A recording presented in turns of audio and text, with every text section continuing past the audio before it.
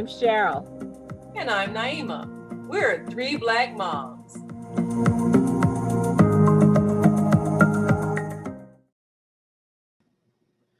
What kind of encouraging things are you saying to your children that is building them up and building their self-esteem?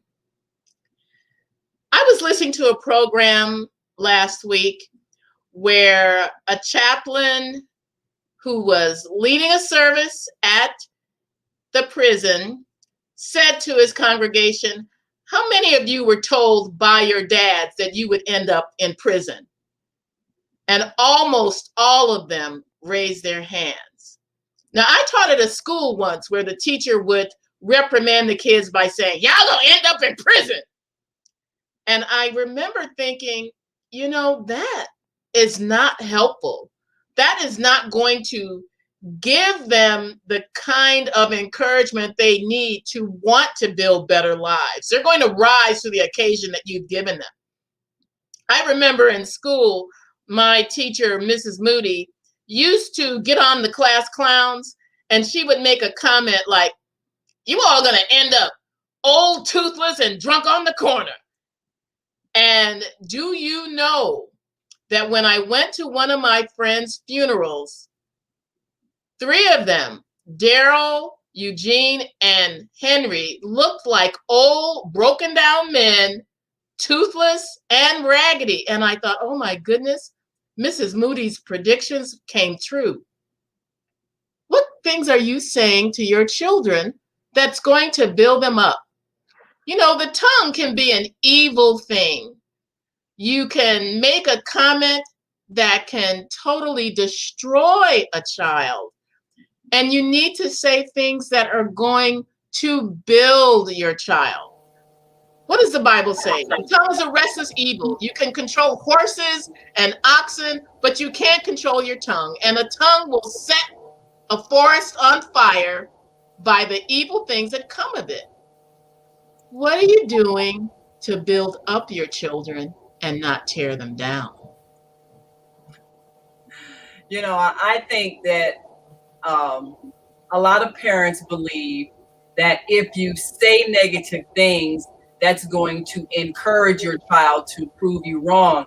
I remember our mother telling us that this is what she experienced as a child. Teachers in school that would maybe call the students dumb, or say they're if they get an answer wrong, kind of embarrass them. And this was supposed to be the way that this would encourage you to strive harder to prove the teacher wrong.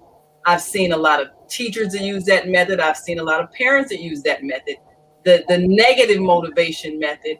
And for some people that may work, but I've found that also, well, for those people who say, they had to try really hard to prove themselves, usually there's some other kind of personality disorder that comes with that, because you never really prove yourself in your own mind, because you're always working against the people who have tried to put you down.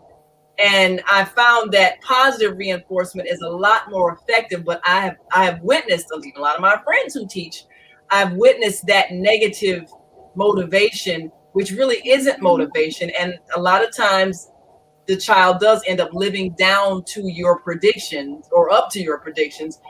If you tell them, you're going to be nothing, you're going to end up in jail, you're going to be a dropout, you might have a few that say, well, I'm going to prove them wrong, I'm going to really try hard. But you have a whole lot more that say, yeah, I guess I'm nothing. And I mean, how do parents realize that they may be using that negative method because it was used on them? How do you recognize when you're actually doing that to your own child? We talk a lot about, and derisively about, participation trophies. Every kid gets a trophy just for showing up, and how we need to do more to make sure that people earn, whatever they're given. The one thing you do not need to earn is your parents' love and support. Your parents brought you into this world either by birth, by adoption, accepting you into guardianship, foster care, however your parent is parenting you. You deserve, by your existence, to be supported, loved, and believed in. And that is just part of being a parent. And in our culture, we tend to revisit our trauma, and we have been traumatized for 400 years. But we revisit our trauma on our own children. And we don't tell them, you are my gift from God. You are my hope for the future. The reason why enslaved people could continue to have their children, even if they didn't know if they would be able to raise them, was because that was the hope that someday we would be free. That someday came when we got a Black woman as our first lady who came from enslaved people. And we need to remember that encouraging our children is what motivates them, not discouraging them by telling them they're stupid, they're ugly, they're worthless, they're going to end up in jail, they're bad. I remember there was once a woman who came who was there with her husband, who was fixing something in my mother's house. And the little boy was, I want to say 2.5, maybe. And the young mother kept saying, well, he's bad. And I says, please don't say that. He's not bad. He is age appropriately curious. And he is showing that he is intelligent because he is curious of his surroundings. So don't tell him he's being bad. And that's what we tell our children. We tell our children when they are being appropriately curious, when they are having an appropriate meltdown, that they're being bad. They're being children. And we need to remember that our children are precious. And that's the thing, is that we have to get out of that slave mentality of denigrating our children and into that slave mentality of, you are our hope for our future, that one day we will be free. I remember, and I'm going to mention my favorite television show, FBI, and there was an episode where one of the main characters was tasked to be an undercover and pose as someone else because he was Egyptian and all this stuff. And the person who was supposed to be helping him had been one of his teachers and had denigrated him the whole time, telling him he was going to get his partner killed. And the character and the actor, Ezekiel Zaki, who is a Muslim American, and he is Egyptian American, had said at this time, why did you ride me so hard? Well, this man had seen something special in him, and he wanted to make him prove himself. So he kept telling him, you need to quit. And the man told him, that didn't work with my own son either. And he didn't have any relationship with his son because he used that method of negative encouragement. And it was an interesting dynamic because obviously Agent Zidane got the job done, but it was that hurt that he had carried this whole time from someone saying, you're not good enough. Stop telling our kids you're not good enough. They're not just good enough, they're everything. Yes. I think that the most important thing for parents to do, as you said, Cheryl, to move out of that kind of negative reinforcement that was visited on us, other people, over time. There's an article in this month's Parents Magazine about how to encourage your child through difficulties, through them just learning things, through their natural curiosity, and how to embellish the strengths they have. One of the examples they gave was that when your child is having a hard time doing something, they're struggling with it, use that occasion to remind them of some effort they made in something else in which they succeeded. Don't say, oh, you can't do that and that's no good and blah, blah, blah, blah. Say something that is going to reinforce their strengths, that they are trying to accomplish something. And it could be anything from a homework problem to putting together a puzzle. I don't know where that attitude came from, that if you say something bad about your kid, that's going to make them want to prove themselves. It's just going to beat them down. That's what people do when they're putting someone else in bondage. That's what bullies do. You say the mean thing, you say the awful thing, and instead of the person thinking, oh, I'm going to prove to you that I'm not like that, something in them is broken. A bruised reed he will not break. That's from Isaiah, talking about God who will restore a person. If you are bruised, you are not going to be broken. That little light is going to be given more fire to help them along. And if you are a parent who is used to using that kind of method, change your mind about that. Say something kind to your child that is going to encourage them, that is going to build them up. Because if you don't do it, who will? I hear a lot of parents that use that negative encouragement or just really hostile language. And even when you try to correct them, like you did with the lady that called her son bad, I do that all the time. Yeah. Even after I've done it, the parents will still, yeah, he's still bad.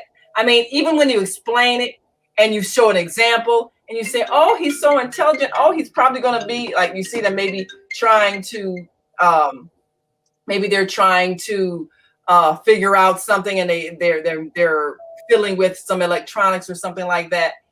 And so the parent will say something like, oh, you're so bad. And if I say something like, oh, he's really intelligent. Oh, he's probably going to be an engineer. I see he's trying to take apart that radio. I try to set the example. And even after that, the parent will still go back and reinforce the negative. And it's the hardest thing to get them to hear you and consciously change the habit, because that's the only thing they know. And sometimes it's frustrating because you don't want to reprimand a parent in front of their child. But at the same time, you want to say, would you just stop? I know. I'm trying to show you how to do this. Yeah. But that's true. That's true. It's like you have to be the gentle one who says, oh, you know what? You may think of this as bad, but I see a light in this person. I see curiosity. I see intelligent reasoning. I see potential. Neil deGrasse Tyson has done that, and we know who he is. He's an astrophysicist. He's brilliant. And he had talked about children, like spilling things or fight, well, they're learning about gravity or making noise. They're learning about these things. And he couched it in a way of, you are curious about the world and you have a theory, and now you're proving it. And it's interesting because one of the more intelligent people on the planet doesn't see this as bad behavior. So why are we seeing it as bad behavior? And it's very frustrating to see that. But we all know hurt people hurt people. And we are traumatized, and we have been traumatized. And for all the things that we grew up in, I try to do totally different. We didn't grow up hearing I love you. There's not a day that goes by that my daughter doesn't hear I love you. There's not a day that goes by that she doesn't say I love you. Because it's important to hear. Yeah, when we grew up, the idea of parenting was just parenting. You weren't your kid's friend, you weren't their confidant, you were just their parent. Right. Well, I'm not going to be my daughter's friend. I'm not. But we are friendly. She is an adult now, so we can be friendlier. I'm always going to be her mom, but I'm not the mom of a 6-year-old. I'm the mom of a 22-year-old, so we can have adult conversations. Yeah. We can have adult adventures together. Right. And we can express that love, because I will tell her, and maybe that's wrong, but I will tell her, you are the center of my universe. You And know, it's important for our children to know that they matter. They're important. I think it's important to say those things that maybe we didn't hear, but also I think it's important to set the example for, because you never know who's watching you when you interact with your child, even out in public. Of course, now, like you say, our children are grown, so there's a different kind of interaction. But I do remember, like, when Zakia was she was very young. I think we'd had a party at the house. Matter of fact, we had somebody's wedding at our house, and we were cleaning up afterwards. And I'm running the vacuum, and some of the people stand around, they help and do the dishes and stuff like that. And I'm running the vacuum, and Zakia's, keep trying to grab the vacuum and everything. And, she's running in between and so forth. And I said, "Oh, you want to help?" And so, one of my friends said, "Oh, wow, that's really interesting how you did that." And I'd have been saying, "Would you get out of the way?" So, there is a moment when you have to rethink that. And I think part of the reason that young parents have a hard time maybe with toddlers, they were not, or older children, they were not trained in that way. And I think there are a lot of resources that are available to young parents to learn other methods of redirecting your child, of encouraging your child, because there's way too much of that. I know for myself, I tried to be extremely encouraging to my children when they were younger, because I know the hurt that comes from being told things like, the older you get, the stupider you get, use your head for something besides a hat rack.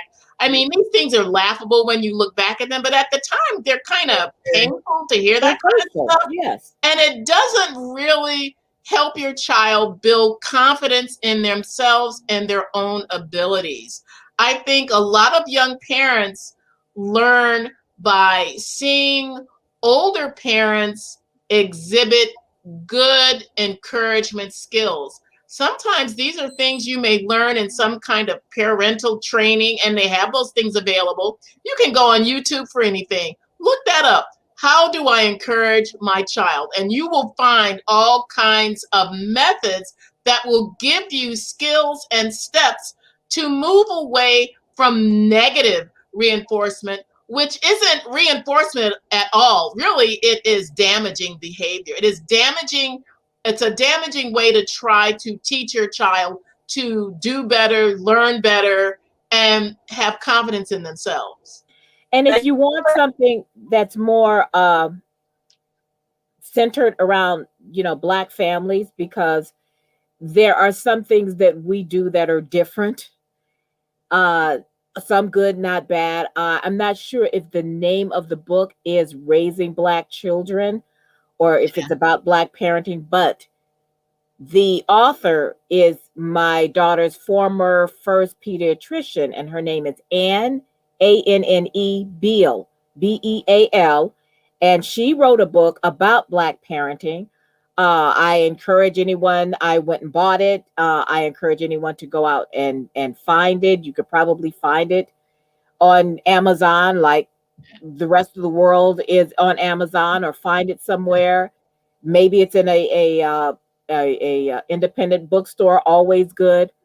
But there are resources for us, because we have our own way of doing things. We've talked about corporal punishment on here, but a lot of the things that we do, there are just a lot of negativity that have been visited upon us. The whole thing, get any of us in a room, and Black women can talk about the torture of getting our hair done when we were little. Even my daughter can talk about that, even though I tried not to be torturous because she's tender-headed like me. So there is a lot of things that we do that we don't necessarily think of as triggering, but they're triggering.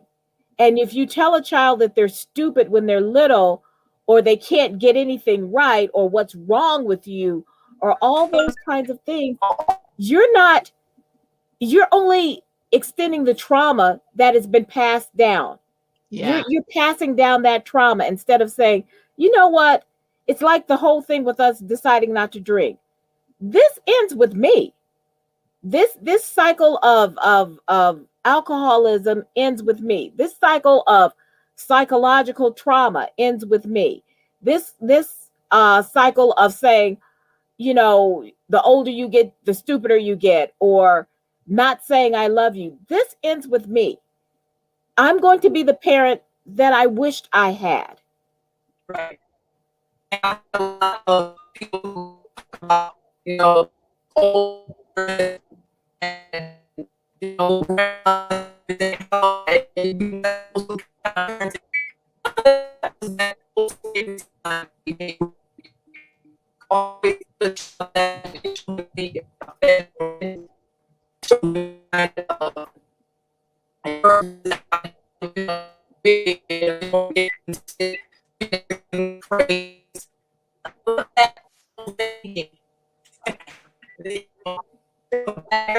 really since the world is trying to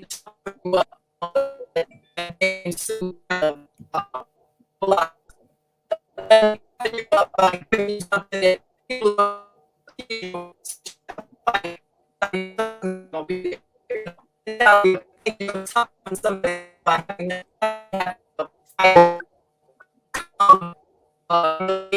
whatever. We didn't work because of maybe our parents they strong. You know, out of the race from people didn't know how to express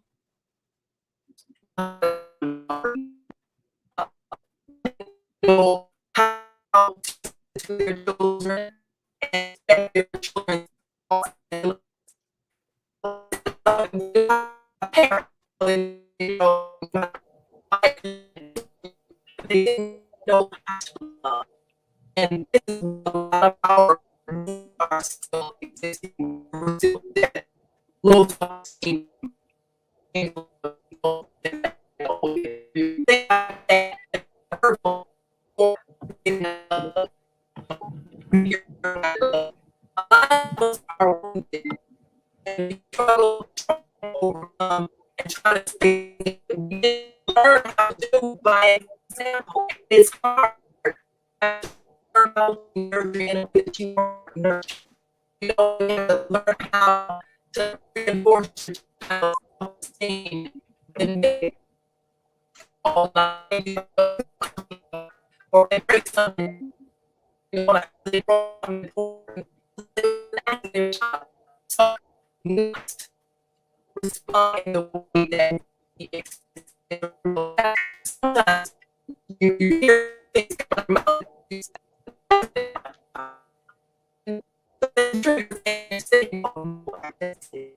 So we always hear ourselves and see ourselves and I'll speak and explain how I feel about what we are doing. And I had some real painful, you know, and things I didn't remember that I did. And what we talk about, so,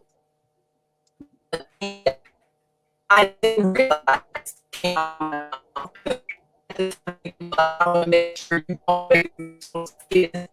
And so maybe I think that's the motivation that you know this out.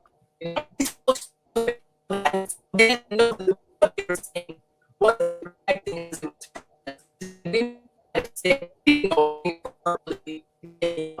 so all the time really so that it becomes a good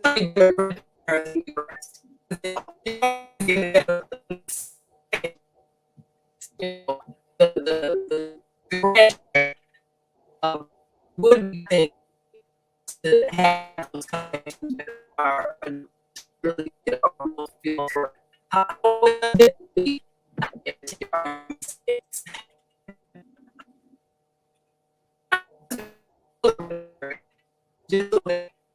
they can be aware and then even more aware so they keep asking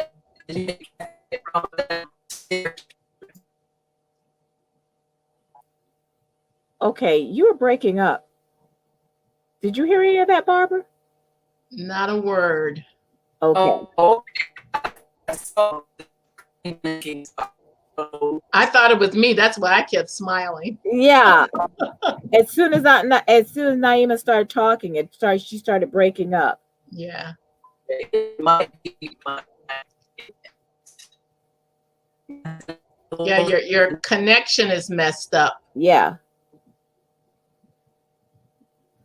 You're frozen and it's just like yeah, you're still frozen. Yeah. So we should go back out, close it.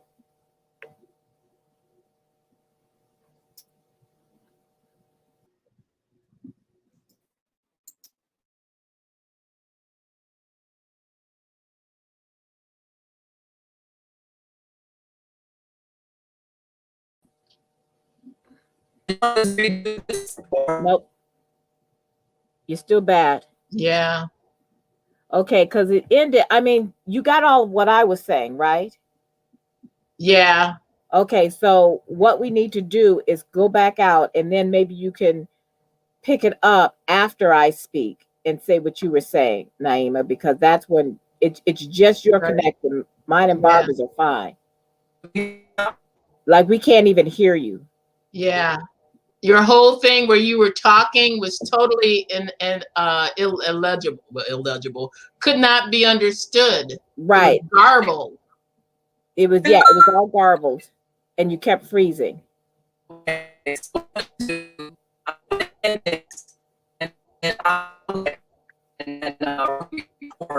Still can't hear you.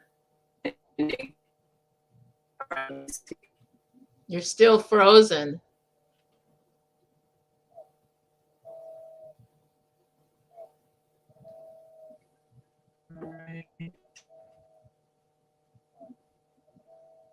So we're still streaming. So like I said, let's send another stream and we'll continue it with what you were saying. Yeah. To remember. And then we don't all have to start all over at the very beginning. Yeah.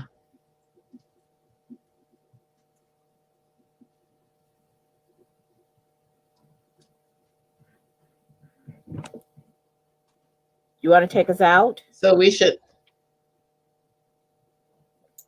I'm thinking we should leave. Okay. Okay.